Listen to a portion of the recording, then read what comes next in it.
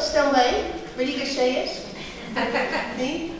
Então, a primeira honra para mim foi hoje de manhã fazer parte da abertura. E a segunda honra é estar aqui a apresentar o professor Carlos Ceia, que é meu chefe. É uma honra mesmo. Então, Carlos é professor catedrático de Estudos Ingleses na Universidade Nova de Lisboa, na Faculdade de Ciências Sociais e Humanas, e atualmente é titular da Cátedra de Humanidades Digitais na Educação do Conselho Internacional de Filosofia e Estudos Humanísticos da Unesco. É também fundador e diretor da ILNOVA, que é um Instituto de Línguas da Universidade Nova de Lisboa desde 2006. Isto eu sei que é um projeto particularmente querido de Carlos. Ele é, como já disse, ele é meu chefe porque ele é diretor do Setups e eu sou investigador no Setups.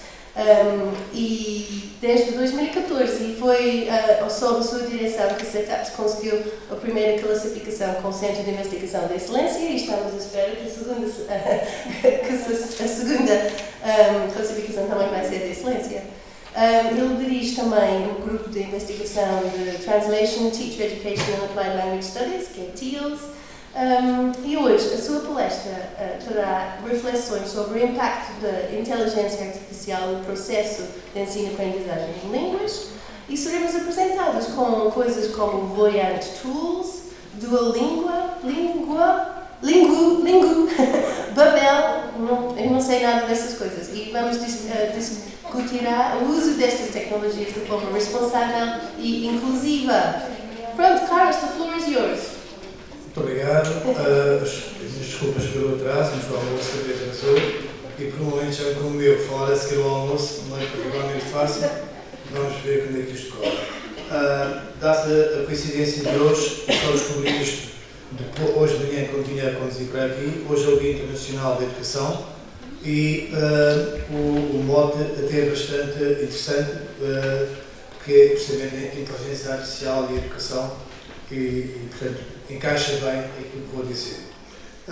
Não vou fazer nenhum workshop sobre a inteligência artificial, não é essa a minha função, sou um professor de letras e, portanto, sei tanto a inteligência artificial como qualquer um de nós aqui.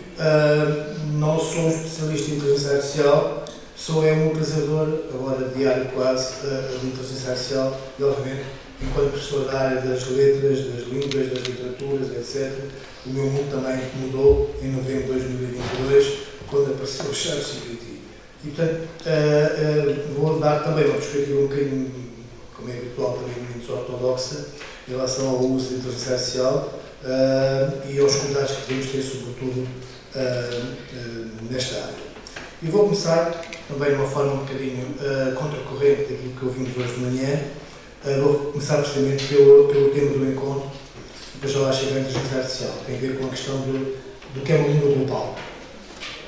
O tema do encontro, como sabem, tem a ver com o recurso didáticos português como língua global. Para mim, a primeira questão é precisamente esta, a universalidade da língua portuguesa. O que vou dizer, provavelmente, será a única pessoa na sala que concorrerá com aquilo que vou dizer, mas também não há problema. Para mim, antes de poder falar da influência da inteligência artificial no ensino das línguas, não serve de nada esta discussão se não refletimos primeiro sobre o conceito de globalidade, para depois podermos avaliar a forma como a inteligência artificial, isto negativa, está a ser implementada no ato de ensinar línguas com expressão global. Uma língua global, também conhecida como língua franca, é um idioma amplamente utilizado como meio de comunicação entre pessoas que possuem línguas maternas diferentes, todos sabemos isto. E em nome dessa universalidade, confundimos em 1990 o conceito que alguém achou que era desejável uma uniformização ortográfica para garantir a universalidade do português e assim fazer da nossa língua uma língua global. Não estamos no século XV, quando o português teve efetivamente essa condição, sem discussão. Uma língua global não precisa de uma ortografia unificada. Uma língua global, com múltiplas variantes ortográficas, permite sempre a interação em contextos internacionais, como negócios, ciência, educação, diplomacia, cultura, etc. E não impede a compreensão mútua e a cooperação entre indivíduos e nações de diversas partes do mundo. O inglês, como principal língua global, devido à sua predominância em negócios, ciência, tecnologia, etc., e como segunda língua em muitos países, não precisou, nem precisa, nem nunca vai precisar, de unificar as suas diferentes ortografias para afirmar a sua universalidade. Para mim, ou resolvemos este equívoco que já dura desde 1990, de uma vez, ou de nada ser tentar levar a língua portuguesa para um nível de universalidade num mundo cada vez mais digital. Vou dar apenas um exemplo prático. O verificador linguístico do processador de texto mais usado no mundo, todos os anos, o Word 365, temos 18 variantes do inglês, 22 variantes ortográficas do espanhol, 6 do alemão, 15 do francês e 2 do português. É assim que aparece o verificador ortográfico do Word. Ninguém se lembra disto. Afinal de contas, onde é que está a unificação ortográfica de 1990, quando temos, felizmente, aqui 4 ortografias. Temos o pré-acordo português do Brasil e o pós-acordo. E o mesmo para o português de Portugal. Os meus computadores estão sempre formatados para o pré-acordo. Eu uso a ortografia de 1945 e até haver um decreto-lei que me diga que não deve fazer, vou continuar a fazer. Portanto, o mito da unificação ortográfica tem implicações com o mundo digital em que estamos, já vou explicar porquê. Temos sempre de escolher que variante ortográfica do português queremos usar quando usamos qualquer documento no Word ou qualquer documento do Office ou mesmo qualquer instrução para qualquer modelo de linguagem generativa. Porque se não dissermos que queremos português europeu, ele vai dar uma resposta em português do Brasil, toda a gente sabe disto. Para se queremos uma resposta em português europeu, temos que dizer exatamente o princípio que queremos português europeu. Não há forma, por enquanto, quando tivemos a Amália, não há volta a dar a isto. Mas ainda bem que assim é, porque assim podemos fazer o mesmo para o inglês, para o francês, para o espanhol, para qualquer daquelas línguas. O mesmo se aplica, então, a qualquer instrução que queremos dar num qualquer modelo de linguagem artificial, que por defeitos deve ser na variante brasileira do português. E lembramos a toda hora que, afinal de contas, esse mito de uma só ortografia de 1990 não existe. Essa falsa tentativa de afirmar a sua globalidade, acho que nos enganou a todos em 1990 e que continuou a enganar, e de tal forma que, em vez de termos só uma ortografia, temos 3 hoje. Temos a nossa ortografia, que é aquela que eu uso, temos a 1990, que é aquela que uma parte de vocês usa, e há uma terceira ortografia que muitos portugueses estão a usar, que é um misto das duas, com muita criatividade, vão juntando as duas, e que muitos portugueses vão usando. Não sei se deram conta disso, mas quem é professor sabe perfeitamente o que eu estou a falar. Há muitas questões jurídicas importantes que resultam da enorme confusão que é hoje o uso da ortografia do português, com graves incidências no seu ensino e também no mundo digital, como iremos ver. Há um conjunto de questões que devemos ter atenção quando queremos discutir que língua portuguesa estamos a escrever hoje em todo o mundo lusófono e que língua portuguesa é dominante em todos os modelos generativos de inteligência artificial. Para mim, e vou encerrar aqui este preâmbulo sobre a ortografia, para mim mantém-se válidas as conclusões de muitos vários estudos jurídicos que há sobre isto. Eu gosto particularmente deste, de Figueiredo, de Alexandre Figueiredo, que continua, nem vou ler, vocês conhecerão certamente isto. As questões jurídicas que estão, para mim, mantêm-se válidas até hoje. E por isso é que eu continuo a usar a ortografia de 1945. Eu vou continuar a usar enquanto este problema jurídico não estiver resolvido. Isto tem implicações, obviamente, depois com a construção dos modelos generativos. Se não resolvemos esta situação caricata a que chegou a língua portuguesa, em clara desvantagem com as línguas globais que mantiveram as suas variantes ortográficas, estamos, logo à partida, atrasados na era digital. Porque a inteligência artificial, as tecnologias de processamento de linguagem natural, dependem de grandes volumes de dados textuais uniformes para um treino eficaz que pode conduzir a melhorias das respostas dadas a cada instrução. Se nós queremos línguas globais, a inteligência artificial tem de aprender ainda a lidar com as variantes ortográficas, porque estas podem introduzir ambiguidade e ruído nos dados de treino dos modelos de linguagem ensinativos e reduzem a sua eficácia em compreender e gerar texto. Nós não podemos cair na tentação, digo eu apenas, de pedir a cada língua uma ortografia única, para que esses modelos generativos possam ser mais eficazes. Tem de ser ao contrário. Tais modelos têm de aprender a gerir a informação em variantes ortográficas. E isso já é possível, felizmente, porque, como disse, se eu quiser fazer qualquer tipo de instrução a qualquer modelo generativo, eu digo, inclusive tenho que escrever sempre isto, escreve em português europeu isto, ou gera em português europeu isto, ou faz em português europeu isto, passo o tempo a escrever isto e não devia. Mas a inteligência artificial tem de evoluir no sentido de lidar com esta complexidade ortográfica na normalização. Porque os processos adicionais de normalização e padronização são necessários para harmonizar os dados, aumentando a complexidade e os recursos necessários para o desenvolvimento de novas ferramentas. E se o nosso trabalho depender de ferramentas de tradução automática, reconhecimento de voz, assistentes virtuais, podemos contar com um desempenho inferior em relação às outras línguas, devido às inconsistências ortográficas e às variações regionais. Vamos então para a secção que mais interessa agora aqui. Para mim interessa muito esta questão da ortografia, mas a globalização das ferramentas de ensino online, plataformas de e-learning, recursos digitais, requerem uma compatibilidade multivariada. As ferramentas de inteligência artificial precisam ser compatíveis com as diferentes variantes ortográficas. E as ferramentas de que vou falar agora não são capazes de lidar com esta complexidade. O utilizador comum de inteligência generativa nem sempre tem isso em consideração, a começar pelos nossos alunos. A utilidade pedagógica das ferramentas de inteligência artificial generativa é inquestionável. Já tentar demonstrar porque é que ela é inquestionável, se é que é preciso. Ignorar a sua existência, hoje em dia, é o mesmo que ignorar que a educação é um processo evolutivo e que nunca ensinemos sempre da mesma forma à margem de qualquer nova metodologia.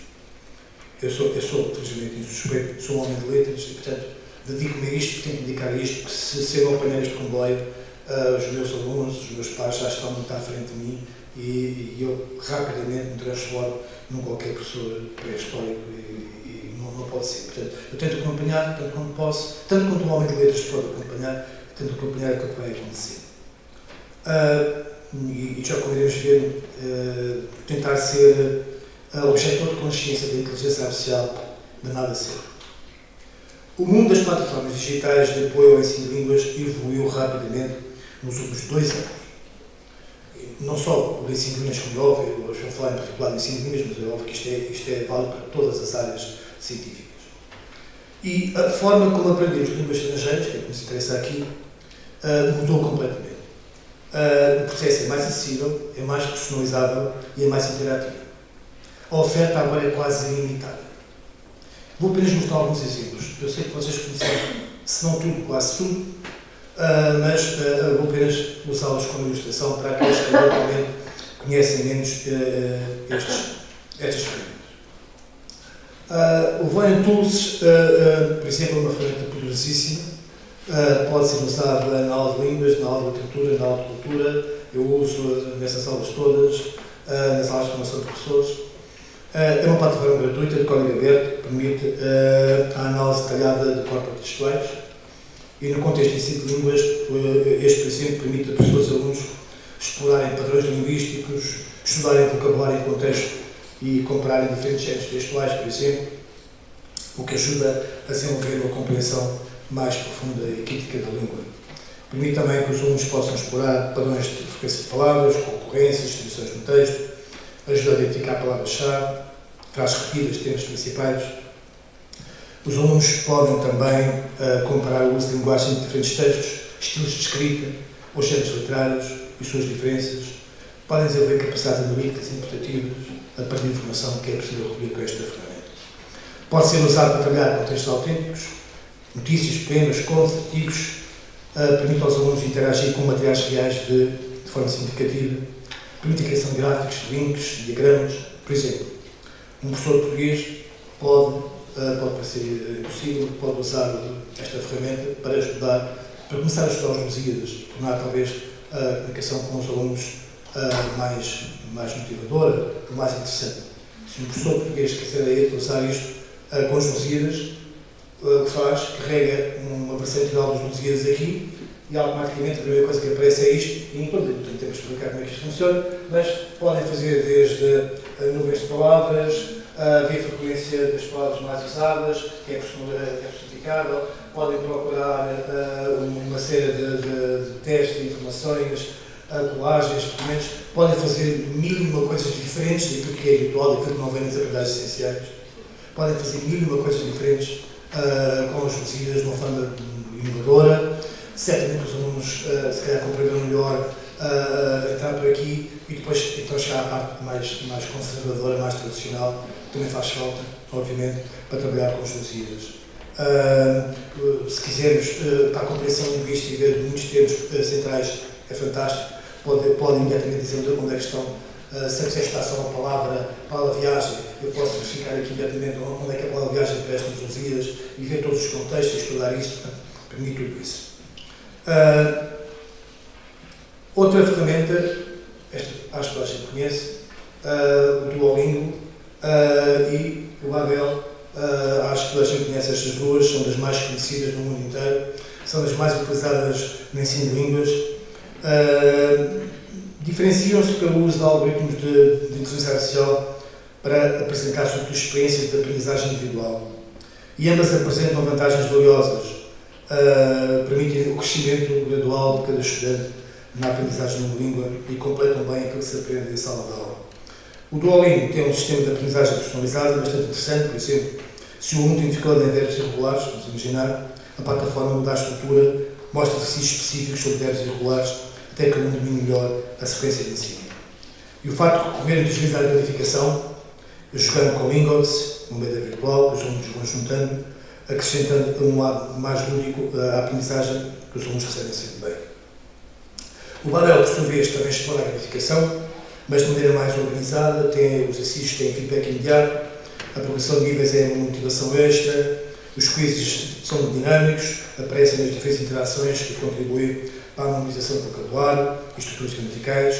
É muito importante também o recurso a atividades de pronúncia, durante as quais os utilizadores podem treinar e receber feedback sobre a articulação na língua que escolheram.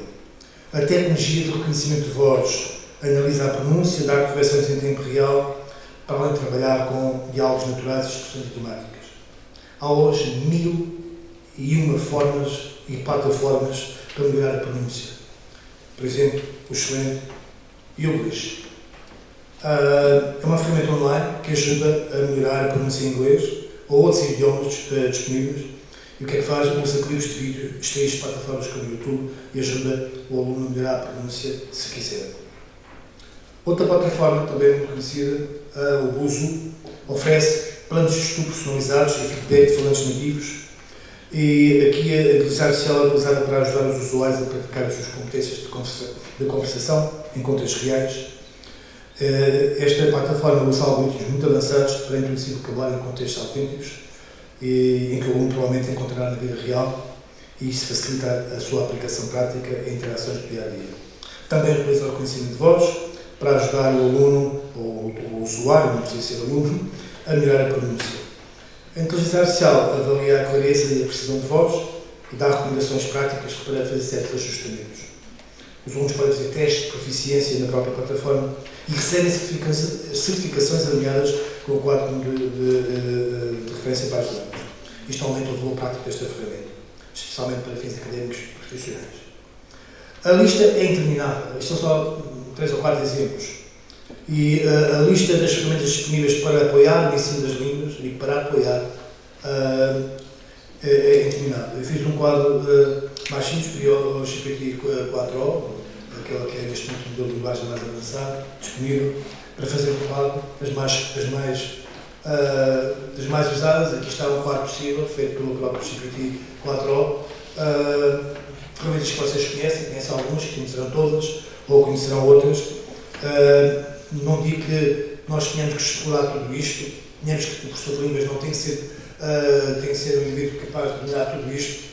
A minha sugestão é sempre mesmo, vão experimentando, vejam quais são aquelas às quais têm acesso mais facilitado, aquelas que se adaptam melhor ao vosso ensino, aquelas que podem trazer mais facilmente para a sala de aula e que podem efetivamente ajudar o vosso trabalho mais convencional. Se quisermos adotar uma postura mais pessimista, há sempre muita gente que acha que isto é uma moda passageira, isto vai desaparecer, apesar de agora na tomada de posse, para o bem e para o mal, Donald Trump acabou de anunciar a criação da Stargate, que é só uma nova empresa para que os Estados Unidos possam ser líderes mundiais na inteligência artificial, e ele só vai investir 500 bilhões de dólares que vai entregar à OpenAI, que é a criadora do ChatGPT, e outras empresas para poderem dominar o mundo a partir daqui, na inteligência artificial. Se isto não é assustador e se isto não vai mudar aquilo que fazemos, não sei o que é que pode mudar. Mas mesmo que quem queira ser totalmente objetor de consciência, totalmente descrente, que vai passar ao lado, tudo isto vai passar ao lado, só um minuto de atenção. O ChatGPT apareceu em novembro de 2022. Em março de 2023, portanto 3 meses depois, aquilo que chamamos a paisagem digital de inteligência artificial era já esta. Isto em março de 2023. Portanto, em 3 meses criaram-se estas. O que é que nos interessa aqui, sobretudo? Devemos focar sempre aqui na parte da conversação, do texto. Esta zona aqui é que nos interessa mais particularmente. Isto em março de 2023. Mas se acharmos que isto ainda não nos convence, um ano depois, há um site que está a fazer estes mapas anualmente. Em março de 2024, um ano depois, a situação já é esta.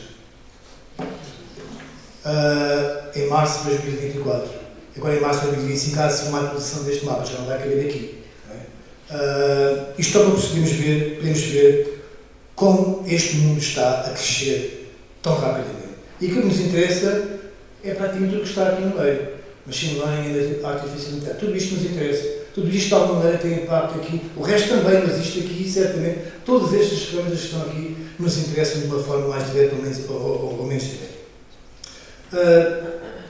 Uma das áreas mais revolucionárias e que podem, de facto, levar-nos a pensar no nosso papel de professores é da edição e revisão do texto escrito. Quando vemos que é possível um modelo de linguagem fazer quase tudo que um professor faz, de línguas faz, em termos de escrita, temos que pensar qual é o nosso papel nesta atividade. Vejamos, por exemplo, o caso do EditGTP. É uma ferramenta projetada para rever, editar e melhorar textos gerados por inteligência artificial ou escritos manualmente. As suas principais funções são correção gramatical, ortográfica, pontuação, reestruturar as frases com maior clareza e fluidez, identifica inconsistências, grande carência no estilo textual e sugere melhorias na escolha de palavras ou no estudo do conteúdo. Tudo o que nós fazemos enquanto professores. A ferramenta também é útil para ajustar o tom e a forma do texto de acordo com contextos específicos. Como académico ou comercial, se quer um texto mais académico, peço um texto mais académico, se quer um texto mais comercial, peço um texto mais comercial. Adapta-se aos estilos que nós quisermos solicitar. Um professor de línguas só pode agir de uma forma perante uma ferramenta como esta. E há hoje dezenas, se não centenas de ferramentas tão potentes como esta. Aprende ele próprio a usá-la e tenta ter o melhor resultado didático possível no seu uso na sala de aula, ou arrisca-se a fazer deste tipo de auxiliar uma espécie de tutor clandestino dos alunos, que acabar por ser mais motivador e mais eficaz do que o professor humano alguma vez poderá ser. Claro que um professor humano, uma boa parte que eu mais gosto, a defesa do professor humano, claro que um professor humano não pode ser totalmente substituído por um modelo de linguagem generativo no ensino da escrita. Temos sempre algo importante a acrescentar. E é fundamental que os alunos saibam disto. Nós temos que fazer pedagogia neste sentido com os nossos alunos hoje, que é o que eu tenho que fazer sempre com mais insistência nos futuros professores. Se a inteligência artificial é forte na correção e reformulação de textos, felizmente não ensina a raciocinar, nem a interpretar, nem a argumentar. Se a inteligência artificial dá boas sugestões de melhoria de um texto, felizmente não pode entender as necessidades específicas do aluno, tal como não consegue atuar no texto para além dos formalismos de linguagem, criando um novo texto para cada situação diferente em função do público-alvo. Pode reescrever um texto em tom formal, académico, local ou técnico na perfeição, mas não sabe criar textos em função do público-alvo com o mesmo rigor e lógica com que o humano faz. E isso fará sempre toda a diferença. No meu Instituto de Línguas, do Nova, nós temos 33 línguas estrangeiras diferentes, todas com professores nativos. Cada vez somos mais procurados por alunos que desejam aperfeiçoar apenas a conversação. Eu só quero aprender a conversação em alemão, búlgaro, sueco, o que seja. Eu podia pensar, bom, isto vai acabar com o meu móvel, não preciso mais de professores, eles vão para qualquer para a plataforma, por exemplo, podem ir para esta. Eu esqueci de pôr isto a funcionar, isto funciona assim como vê. O aluno que vê isto facilmente pode achar que o professor já não faz falta para nada. Mas Quem quiser poderia olhar para esta plataforma ou outra igual, pensar, bom, já não, o igual já não vai servir para nada, já não tem como ensinar. As pessoas já não vão querer aprender línguas tradicionalmente com o professor humano, porque são tantas as plataformas que estão no telemóvel, todas elas têm aplicações para o telemóvel, já não vai ser necessário. Porque eu aqui posso praticar várias línguas e posso aprender várias línguas e de facto isso é possível. Estes cursos virtuais não provocam totalmente falta de confiança e ansiedade na aprendizagem de uma língua. São mais económicos que os tradicionais, também é verdade, e é um fator que não é menos importante. Pode arruinar qualquer escola de línguas, porque é muito mais económico fazer um curso aqui. Mas a interação nas línguas que um professor e aluno pode iniciar, o chamado code switching, a inteligência artificial não faz. Eu posso aprender em qualquer momento uma língua aqui, é verdade que numa escola de línguas tradicional, numa faculdade, numa escola básica ou secundária normal, há um horário para aprender. Aqui não há horário, posso aprender em qualquer momento, é essa a vantagem. E isso de alguma maneira é uma vantagem que nós não conseguimos acompanhar, nós humanos. Mas, felizmente, a realidade ainda joga a favor do professor humano. A empatia que há na relação professor-aluno, que se constrói mesmo quando se ensina línguas, não é emulada por inteligência artificial. E isso traz sempre ganhos de aprendizagem, como nós todos somos pessoas sabemos. E há ainda outra vantagem maior, o professor humano, que pode ajudar a comunicar de forma mais eficiente uma língua estrangeira. Porque a comunicação entre o humano com o humano é muito mais rica do que a comunicação do humano com uma máquina. E isso para mim é um dogma. E isso para mim é uma vantagem enorme que, felizmente, nos coloca numa posição um bocadinho mais confortável quando vemos este tipo de concorrência. O ensino da escrita não se limita a correções técnicas ou a fluidez, que é isso que a inteligência artificial faz bem. O ensino da escrita, como o ensino da tradução, que vamos ver a seguir, é uma arte, tanto como o próprio ato de escrever. E a inteligência artificial não ensina ninguém a ser artista.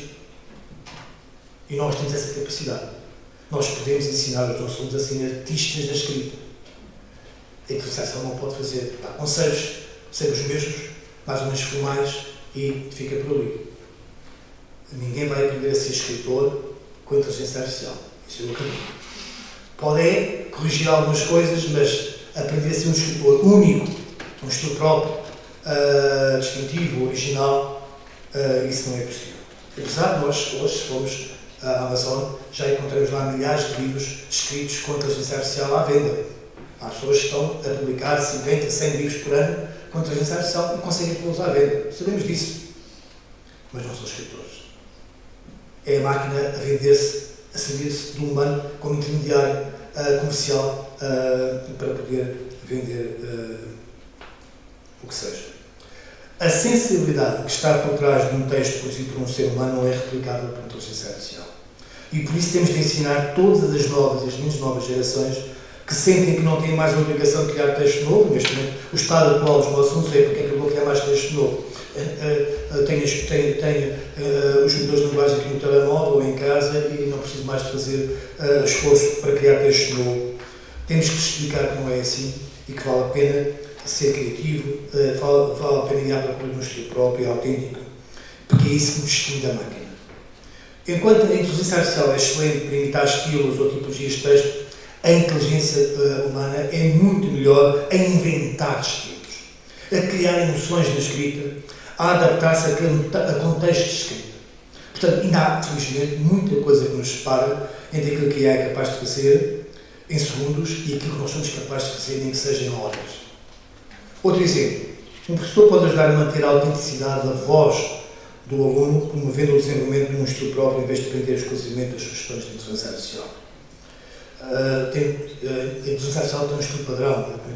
Acho que vocês dizem mesmo aos vossos alunos, se eu pedir qualquer tarefa e se todos forem ao mesmo modelo de linguagem, mesmo que vão a vários, vamos ter aqui apenas um modelo de resposta. E é fácil detectar que aqui não há nenhum tipo de customização na resposta que se pretendia. A originalidade do estilo de escrita é cada vez mais importante. Está cada vez mais cara, como eu costumo dizer, e é cada vez mais importante. E nada deve impedir um professor de esperar isso dos seus alunos desde cedo na escolaridade. Esta é a minha luta. Um professor, desde o ensino básico, porque já estão a usar a inteligência artificial no ensino básico, deve encorajar e educar e formar os seus alunos para que devem procurar sempre ter um estilo próprio de escrita e não simplesmente copiar um estilo padrão de qualquer modelo de linguagem. Este nativo. A proficiência na escrita não é algo que se conquista apenas com uma resposta adequada a um modelo de linguagem generativo. Criatividade e emoção, algo muito difícil de alcançar de forma objetiva no discurso académico, não se aprende com a inteligência artificial. A inteligência artificial não oferece um fator humano de compreensão emocional que está sempre por base de qualquer sucesso educativo ou da relação entre um professor e um aluno. O avanço no desenvolvimento de algoritmos de NLP, na sigla inglesa, processamento de linguagem natural, tem sido de tal forma incrível para a evolução que as plataformas de ensino de línguas têm evoluído de uma forma bastante incrível. Estas tecnologias permitem que computadores compreendam a linguagem humana de maneira quase nativa, analisando aspectos gramaticais, sintaxes e semânticos. As diversas soluções que foram criadas não apenas para ensinar a língua, mas também para oferecer suporte ao professor na planificação e na avaliação do progresso dos alunos. Apesar de toda essa evolução, eu continuo a achar e continuo a recomendar que não olhem para a inteligência artificial como um inimigo de quem quer que seja. Não é, a inteligência artificial não é inimiga nem do professor, nem do aluno, nem de ninguém. O futuro ditará como é que ambos conseguem trabalhar com as mesmas ferramentas com objetivos diferentes, mas com resultados positivos de parte a parte. É importante que o professor de línguas acompanhe até onde for possível as novas metodologias de ensino. Não estou a dizer que domine aquele lado atrás é impossível, isso é humanamente impossível. Mas nada nos deve impedir de usar plataformas como, por exemplo, esta, para criar materiais, exercícios, gamificação, planificações, etc. Há muitas semelhanças a esta, que podem ajudar o professor na sala de aula e para além da sala de aula. Há outras plataformas bem conhecidas que seguem o mesmo padrão. Portanto, hoje não faltam ao professor, acho que muitos de vocês usam esta, o Quizlet, o Google Classroom ou o Kahoot, que talvez seja a ferramenta mais usada nas aulas de línguas, não só em Portugal, mas um pouco por esse mundo fora. Como sabem, o Google Classroom foi muito utilizado durante a pandemia e agora já evolui também para a inteligência artificial e usa já o Gemini, que é a inteligência artificial do Google, totalmente incorporada no Google Classroom. Portanto, mesmo estas grandes plataformas de ensino, elas estão a adaptar-se e estão-se a atualizar sistematicamente, sem perder tempo. Portanto, face a esta rapidez com que a inteligência artificial está a desenvolver em todas as direções, no caso do ensino das línguas, é fácil antecipar que ferramentas de aperfeiçoamento da capacidade de conversação e assistentes virtuais de estudo serão cada vez mais complexas, o que significa que o nosso papel de educadores humanos estará sempre em competição direta com esse desenvolvimento. É necessário termos consciência de que também nós, professores reais, podemos evoluir nas nossas práticas a par desta evolução. Temos de aceitar que o paradigma tradicional, sobretudo aquilo que é centrado quase exclusivamente na gramática e na memorização, se encontra em processo de transformação profunda. O nosso ensino personalizado concorre hoje com o ensino virtualmente personalizado pela inteligência artificial. E não devemos ignorar este tipo de concorrência. Os países mais populosos do mundo, vejam este exemplo, já recorrem a assistentes virtuais massivos para poderem chegar a uma grande parte dos milhões de cidadãos que têm. Na China, por exemplo, tem liderado iniciativas de integração de inteligência artificial na educação, com algumas escolas a usar sistemas de inteligência artificial como este, e oferecem plataformas de ensino adaptado que se vão ajustando às necessidades individuais dos alunos. O outro país mais populoso do mundo, a Índia, começou a resolver o problema da falta de professores, espero que não vamos por este caminho, mas começou a resolver esse problema. Também não temos mais de 1 bilhão de cidadãos, não é? Portanto, é mais fácil resolver aqui do que na Índia. Mas na Índia, uma das soluções que encontraram foi com esta plataforma, que é uma verdadeira escola para as massas, e que as massas na Índia é sempre aos milhões, com recurso à inteligência artificial e a assistentes virtuais. E há escolas de referência que abertamente optaram já neste ano letivo por substituir o currículo presencial por um currículo virtual. O primeiro caso de conhecimento foi este, na David Game College, em Londres, uma escola de referência de Londres, que para este ano letivo, para o equivalente ao nosso 11º ano, o GCSE são os exames do 11º ano, resolveu dedicar professores e, portanto, tem um programa totalmente adaptado por inteligência artificial e está a correr. E no final logo veremos, se viu o programa, logo veremos o que é que vai ser daqui. Nos Estados Unidos, também no Colorado, há também já uma experiência semelhante este ano e, portanto, se pensavam que o substituir os professores da sala de aula ainda era um caminho longo até lá chegarmos, já tenho aqui 3 exemplos que já chegou mais cedo do que nós pensávamos. Os estudantes não têm aulas com professores humanos, nestes casos. O ensino é conduzido exclusivamente por estas plataformas que se adaptam ao ritmo e às necessidades de cada aluno. Interessante saber que o mote para este programa em particular, o mote é, vou traduzir diretamente, desenvolver estudantes independentes, autossuficientes e resilientes. É um mote terrível. Parece que nós não somos capazes de fazer isto. Nós, humanos, parece que não somos capazes de desenvolver estudantes independentes, autossuficientes e resilientes. Tem que ser a máquina a fazê-lo por nós. Mas o que está aqui a ser dito implicitamente é que só em ambientes virtuais é que estas capacidades podem ser adquiridas, o que não é verdade, como sabemos. Portanto, esta é uma nova competição que está a nascer e com a qual temos que ter em conta. Vemos o caso da tradução. Um professor de línguas é também um professor de tradução. E aqui os desafios são ainda melhores.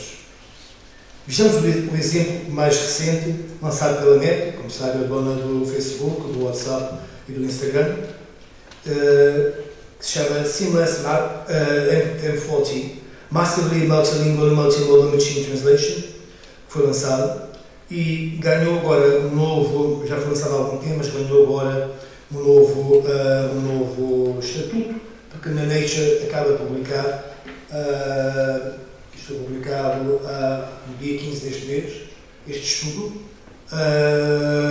técnico pela equipa da Meta criou este modelo multilingue que visa o seguinte: facilitar a comunicação entre línguas por meio de fala e texto, agora com reconhecimento científico mais só depois deste artigo. É uma inovação significativa no campo da tradução e da interpretação automática. Isto pode significar, se queremos ser pessimistas, o fim dos tradutores e dos intérpretes. Se quisermos ser mais pessimistas. Não acho que seja, mas que é um desafio grande que se coloca aqui à nossa frente. E uma das principais funcionalidades do Seamless Streaming é a tradução de voz para texto e de voz para voz em tempo quase real. Em tempo quase real. Com uma latência de apenas 2 segundos. Outra inovação é o Seamless Expressor, que permite gravar a voz, preservar o tom original na tradução de voz para voz. Atualmente, a versão de demonstração desta funcionalidade está disponível apenas em alemão, espanhol, francês e inglês. Mas é o suficiente para nos interrogarmos sobre o futuro da tradução e do ensino de línguas. Estamos a oferecer a qualquer utilizador a possibilidade de ter no seu telemóvel, de forma gratuita, tradução simultânea em inúmeras línguas. É um nível muito mais avançado do que uma simples aplicação de tradução para o telemóvel. A característica que distingue o Seamless Expressor é a sua capacidade de captar atributos emocionais e traços vocais da fala original. Ele usa um sistema de análise prosódica para identificar elementos como entonação, intensidade e duração das palavras. E estes elementos são mapeados e replicados na língua de destino, garantindo que a tradução mantenha a intenção emocional original. Chegamos até aqui. No futuro próximo, já sabemos, por exemplo, que se calhar estas ferramentas vão substituir os intérpretes ou os tradutores no Parlamento Europeu ou nas Nações Unidas, mas também podem substituir qualquer professor de línguas na sala de aula. E não estou a falar da situação mais óbvia e talvez mais útil de facilitar a comunicação, por exemplo, com os milhares de alunos estrangeiros nas nossas salas de aula. Pode ser uma ferramenta interessante, porque não vou dizer que dispensa um professor de português de língua não materna, mas a partir deste momento o que pode acontecer é que, em vez de termos um aluno não domina português que acaba de chegar à sala de aula e é encostado ao fundo da parede e agora ele vai ficar a olhar para a parede, não percebe o que é que está a acontecer. Se calhar ter no telemóvel uma ferramenta que permite fazer tradução automática em tempo real daquilo que está a acontecer, daquilo que o professor está a dizer. Portanto, a sua integração pode ser muito mais rápida com uma ferramenta deste género. O objetivo é que esta ferramenta vai estar disponível no Instagram, no Facebook e no WhatsApp e vai conseguir traduzir de voz para voz em 36 línguas. E consegue fazer a tradução em quase uma centena de línguas. Traduções automáticas podem carecer de variações culturais e contextuais, o que vai resultar sempre em interpretações literais e inadequadas. Isso também é óbvio. O Google Tradutor é capaz de traduzir mais de 100 bilhões de palavras por dia. É o que faz neste momento. Mas há fatores que lhe escapam. Vamos falar mais uma vez da defesa do humano versus a inteligência artificial. Teremos sempre a necessidade de um professor de línguas ou de um tradutor superior. Por exemplo, alguém que seja capaz de resolver aqueles problemas que, com a ambiguidade e as expressões idiomáticas que falamos hoje de manhã, e os seus usos mais caprichosos. A inteligência artificial não é capaz de resolver problemas das expressões idiomáticas. Por enquanto, digo eu, mas por enquanto ainda não é capaz. Os professores e tradutores profissionais analisam constantemente o contexto da língua e tradução, avaliam as várias opções de palavra e consideram o impacto pretendido no seu público-alvo. Os humanos preservam não só o significado, mas também o tom, o estilo, o impacto emocional do texto original. Nós somos capazes de atacar referências culturais subtis, compreender significados implícitos e fazemos os ajustamentos necessários para manter a eficácia da mensagem original. Nem o Google Tradutor, nem o DeepL, as duas ferramentas que neste momento são usadas no mundo inteiro para a tradução, conseguem fazer isto. Vou só dar um exemplo. Numa rede social, um tradutor profissional dizia o seguinte: foi-me pedido que eu fizesse uma tradução do slogan Gene of a Different Persuasion para sueco. Ele explica que eu tive que jogar com vários fatores. Saber que Persuasion é o nome de um romance da Jane Austen, saber que a palavra Persuasion em sueco não tem as mesmas conotações que tem em inglês e que Jane Austen foi traduzida para sueco e também que o título do romance em sueco não tem aquele duplo sentido que tem em inglês. E então ele propôs a tradução Gene with Sense and Sensibility, que é outro nome de outro romance. Eu acho a tradução fantástica. A inteligência artificial, como é que resolve este problema? Se nós lhe pedimos para que traduzisse Gene of a Different Persuasion. Nenhuma ferramenta, eu fiz o texto, nenhuma ferramenta foi capaz de chegar à qualidade humana da tradução Gene with Sense and Sensibility, que é muito inteligente.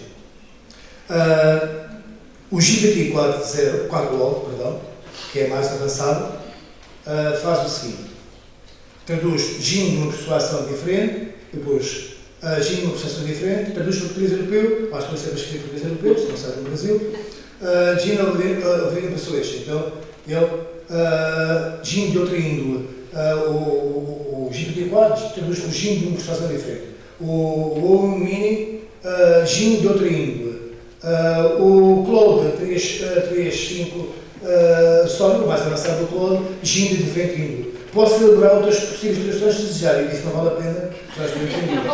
Ele respondeu: entendi, se precisar mais, é só dizer. Claro, não vale a pena continuar. Mas, com a inteligência artificial, nós não devemos nunca desistir de encontrar uma boa resposta. Então, eu insisti.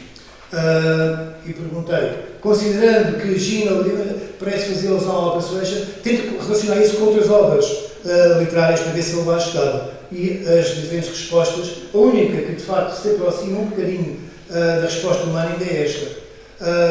Faz um pequeno jogo contra a obra de Jane Austen, Sense and Sensibility, mas ainda traz a referência da Persuasion. Portanto, esta ideia que o melhor conseguiu foi Gene e sensibilidade persuasiva. Obviamente, nenhuma destas respostas se aproxima da qualidade da resposta do tradutor humano. Então, o que é que concluímos daqui? É óbvio que podemos fazer exercícios deste género e verificar que a tradução humana, o professor humano de línguas, o tradutor humano de línguas ainda faz a diferença, por mais inteligente e completa que seja entre o modelo de linguagem generativa. A Meta apresenta o seu modelo como uma ferramenta capaz de vir a democratizar a comunicação global, permitindo que pessoas de diferentes partes do mundo comuniquem livremente sem barreiras linguísticas. O objetivo é nobre e todos concordamos com ele. No entanto, qual vai ser então o papel de um professor ou de um tradutor, ou as duas coisas, num cenário como este? Embora a capacidade de traduzir automaticamente entre línguas represente um avanço tecnológico extraordinário, traz também implicações preocupantes como o aumento da vulnerabilidade e o aumento da desinformação. Porque os tradutores humanos há muito funcionam como um filtro importante, ajudando a verificar e a contextualizar o contexto, o conteúdo durante o processo de tradução. Se eliminarmos esta mediação humana, abrimos espaço, que já existe, todos os dias vemos casos destes, para que informações enganosas sejam replicadas e disseminadas sem controle. Apesar de tudo, o fator humano ainda há de fazer toda a diferença para não caminharmos para uma sociedade desinformada ou dominada pela desinformação criada pela inteligência artificial.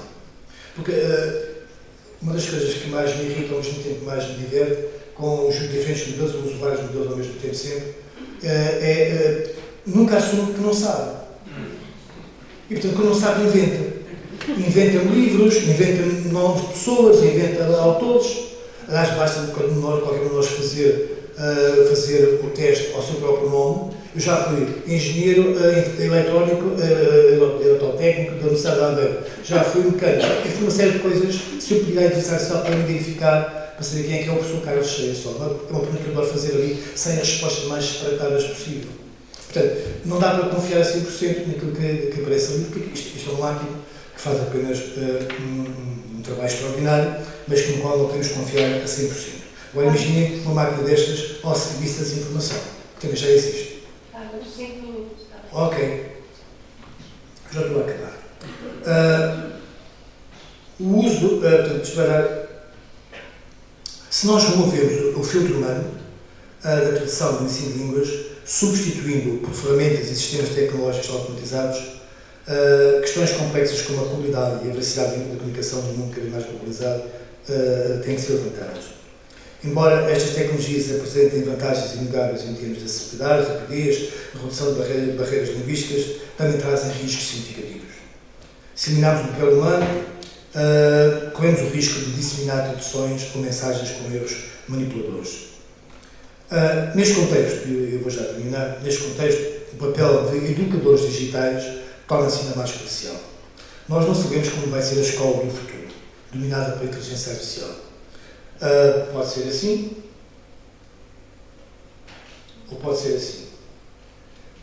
O que é curioso é que pedia um modelo generativo para criar umas imagens de escola de línguas do futuro, e estas são as duas primeiras que apareceram. Mas o que é curioso, nem numa nem noutra existem professores.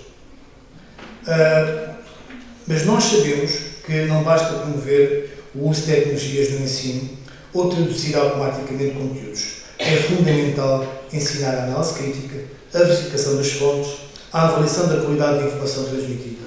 Cabe-nos, enquanto educadores humanos, preparar os estudantes para um mundo onde não sejam apenas consumidores de conteúdos traduzidos, mas também participantes ativos, que conscientemente garantem que o conhecimento transmitido é verdadeiro, ético e culturalmente sensível. E esta tarefa exige um compromisso pedagógico contínuo com a formação em literacia digital, ética da tecnologia e pensamento crítico, preparando cidadãos capazes de navegar com responsabilidade num espaço comunicacional cada vez mais interligado e complexo. A nossa tarefa, para terminar, a nossa tarefa como professores na escola do futuro, seja esta ou outra qualquer, é simples. Manter-nos o mais humanos possível. Só não sabemos se isso vai ser suficiente para continuarmos a existir. Muito obrigado.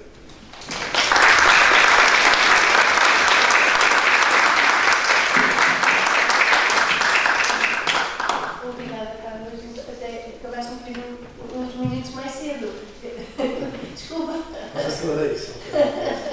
Podemos conversar mais um bocadinho. Sim. É triste não ver professoras ali nestas salas. Obrigada. Alguém tem algumas perguntas ou comentários para Carlos?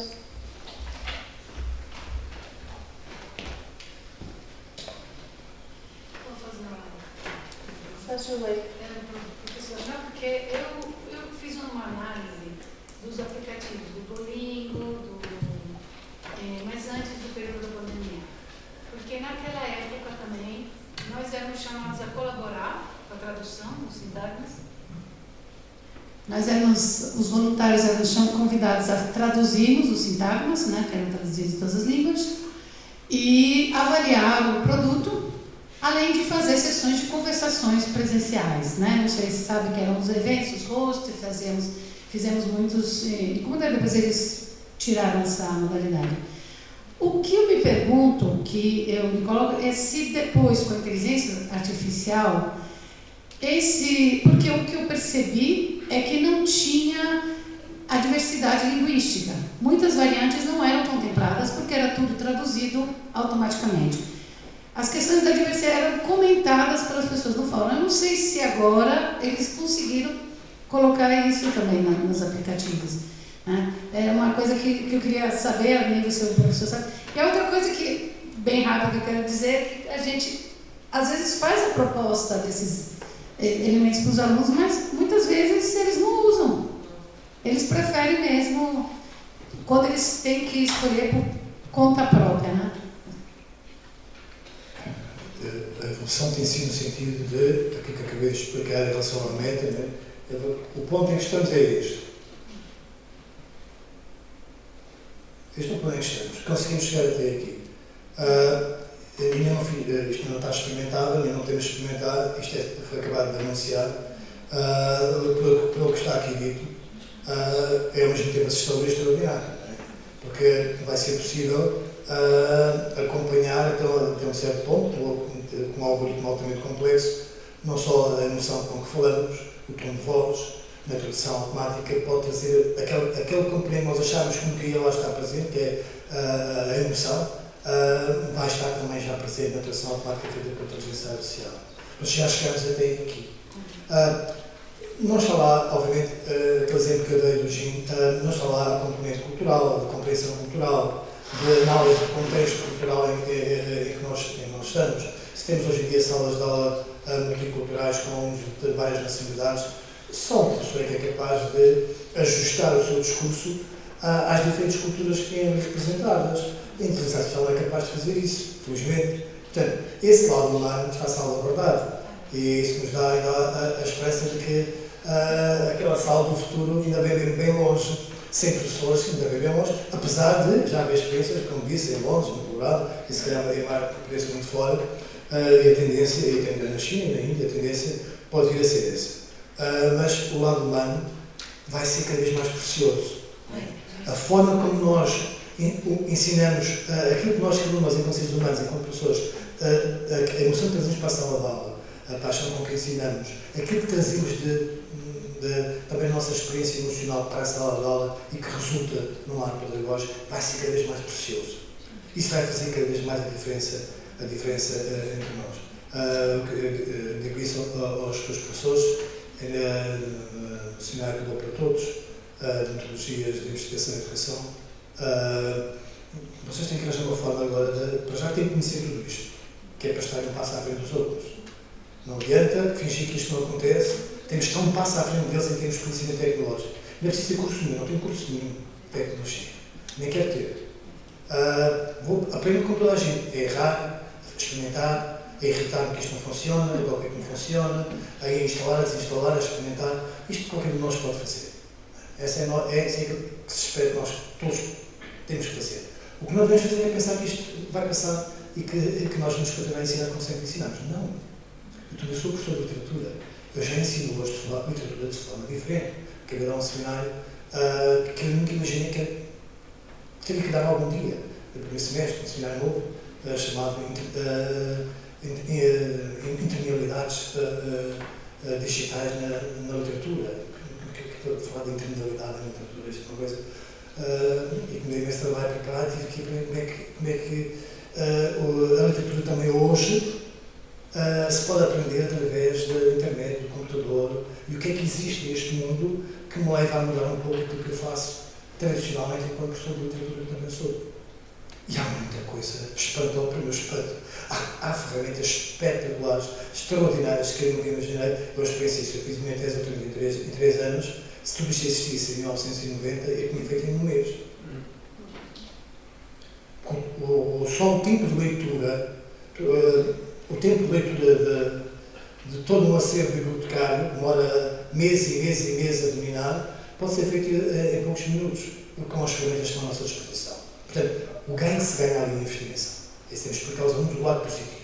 Aqui ganha-se tempo, sobretudo. Tempo de investigação, tempo de síntese, tempo para fazer resumos de leituras, e depois daí temos mais tempo para a escrita, para personalizarmos a escrita. Portanto, há muita coisa ainda, nada está perdido. Eu não olho para a inteligência artificial como uma forma pessimista, pensando que agora o meu mundo acabou, vou deixar ser mais reformados já antecipadamente e já não estou cá a fazer nada. Não, pelo contrário. É um desafio constante e permanente. Torna-se mais difícil ser professor hoje, muito mais difícil ser professor hoje. Porque este mundo que está aqui é para nos ajudar a fazer aquilo que fazemos melhor. Não é para nos substituir. Se eu fico a pensar que é para nos substituir, mais vale eu já ir embora. Eu faço para aquele colégio, matriculo toda a gente naquele colégio, não para aquele colégio, que é tudo feito à distância. Mas não é esse o objetivo. Portanto, é possível continuarmos a apostar naquilo que nós, seres humanos, somos capazes de fazer bem, com a ajuda daquilo que a inteligência artificial também é capaz de fazer bem e nos pode ajudar a fazer melhor. Só isto. É simples. A forma é simples para mim. Queria aproveitar para perguntar,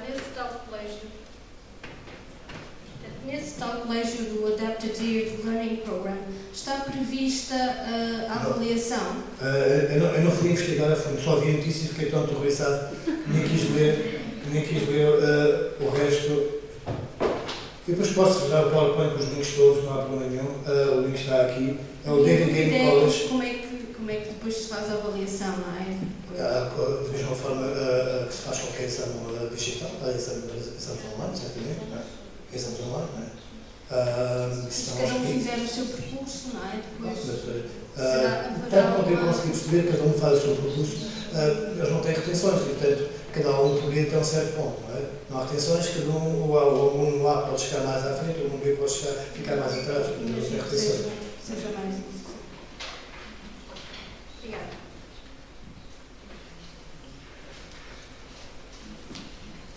Muito obrigada. Eu estava aqui a pensar que neste admirável mundo em que vivemos há ameaças, obviamente, mas também se calhar há algumas oportunidades, não é? E estava a pensar justamente no papel que outras línguas que não o inglês podem ter enquanto línguas de ciência, não é? Não há nenhuma razão, penso eu, neste momento, há pelo menos 100 línguas, não é? Que estão neste momento ali, em função desta última ferramenta da Meta, 100 línguas que, em teoria, são traduzíveis para outras línguas, não é? E, portanto, eu não vejo nenhuma razão neste mundo em que estamos a viver agora para termos todos que escrever em inglês para comunicar ciência, por exemplo. Isso nós não conseguimos controlar. Para mim, isso é uma guerra perdida. Isso nós não conseguimos controlar. Mas o que é um fato é que não há já só uma língua global. Há PC em línguas globais. Ou seja, a inteligência artificial está a globalizar várias línguas, não é só o português ou o inglês. Está a globalizar, está a permitir que várias línguas sejam globalizadas. E há aquelas línguas que nós pensamos que não têm um poder económico muito forte. Eu estive há pouco tempo na China e ia com muitos preconceitos. Eu nunca tinha ido à China, a nascer em Macau, e estive em Pequim e fiquei, não é atualizado, mas fiquei muito surpreendido com o elevadíssimo grau de desenvolvimento que eles têm tecnológico. É absolutamente incrível. Eles têm uma vantagem enorme em relação a todo o Ocidente. Eles estão muito mais avançados do que todo o Ocidente em inteligência artificial. Sabe porquê? Eles dominam a nossa inteligência artificial, dominam os nossos problemas e dominam os deles que nós não dominamos. Eles têm os seus próprios problemas que eles dominam, que nós não lemos mandarim, portanto não sabemos o que é que eles estão a fazer. Eles sabem o que é que nós estamos a fazer, mas nós não sabemos o que é que eles estão a fazer. E isto muda todo o jogo mundial. Não sei se o Donald Trump vai conseguir ser a maior potência de inteligência artificial do mundo com 500 bilhões de dólares. Não sei se 500 bilhões de dólares resolvem este problema. Portanto, eu não sei se o chinês não é de facto a língua, neste sentido, a língua global de maior poder económico no mundo de hoje. Não sei se não será. Portanto, estas coisas valem o que vale. Aqui interessa talvez mais particularmente o português. Eu estou de acordo e acho muito nobre que queiramos que o português seja uma língua global, mas resolva lá o problema da ortografia em primeiro lugar. Porque sem isso nós não conseguimos tornar-nos de facto a língua global que já fomos no século XV. O lugar que tem hoje o inglês, o português tinha no século XV, como todos sabemos. Essa glória passada não tem que ser a glória passada, o português tem de facto esse potencial, mas no mundo inteligência artificial estamos muito atrasados. Eu não acredito sinceramente que a Amália venha resolver o assunto. Quando vier a Amália, já o Stargate do Trump já está a funcionar. Já estes programas da Meta estão a funcionar. Portanto, andamos sempre décadas atrás em relação a este desenvolvimento da inteligência artificial. É a minha percepção de um homem de letras que não é desta área, portanto, posso estar a fazer um prognóstico errado. Mas em relação àquilo que é a língua dominante, não sei se consigo resolver esse problema. Eu confio bem com esse problema do inglês ser a língua dominante, mas compreendo que é difícil. É a língua de comunicação política, é a língua de comunicação tecnológica, é a língua de comunicação comercial, que é muito difícil vencer essa barreira. Se é que é preciso vencê-la. Eu acho que não é preciso ser, não é uma preocupação minha, mas compreendo que queira dar a outras línguas pelo menos mais visibilidade do que aquela que é dada ao inglês quase em exclusividade em muitos contextos. E aí estamos de acordo. Obrigada. Temos outro problema. Estamos 25 minutos atrasados. Mas um grande salve de palmas para cá.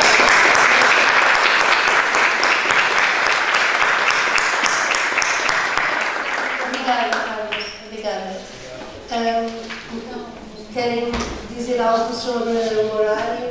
Como é que vamos prosseguir? Eu acho que agora vamos transitar para as salas paralelas, não é? Portanto, e assumir o bloco que está reservado para as salas paralelas, no fundo vão ter início agora, portanto a pausa para o café também transitará um pouco e a mesa redonda também transitará. Obrigado.